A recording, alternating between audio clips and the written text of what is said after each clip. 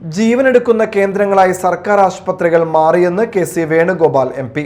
ചികിത്സാ പിഴവിൽ മാത്രമല്ല, ആശുപത്രിയിൽ തീപിടുത്തമുണ്ടായി 4 പേർ മരിച്ചത് ഒളിപ്പിച്ചു വെച്ചെന്ന കുടുംബത്തിന്റെ ആരോപണം പോലും ഇതാണ് ചൂണ്ടിക്കാണിക്കുന്നതെന്ന് കെ.സി. വേണുഗോപാൽ മാളയിൽ പറഞ്ഞു.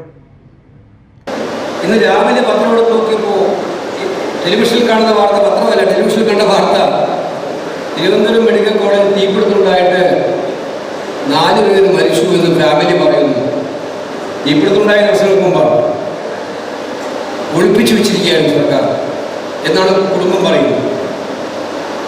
ഒളിപ്പിച്ചു വെച്ചു എന്നാണ് കുടുംബം പറയുന്നത്.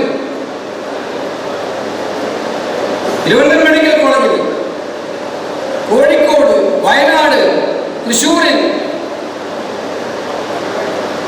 പാലക്കാട്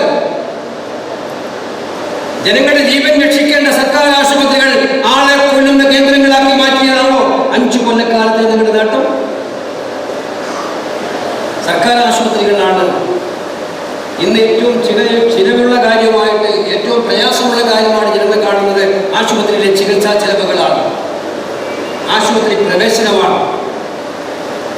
ഈ കഴിഞ്ഞ 10 കൊല്ലം, പ്രത്യേകിച്ച് വിശിഷ്ടായി 5 കൊല്ലം എടുത്തു നോക്കിയാൽ അറിയാം,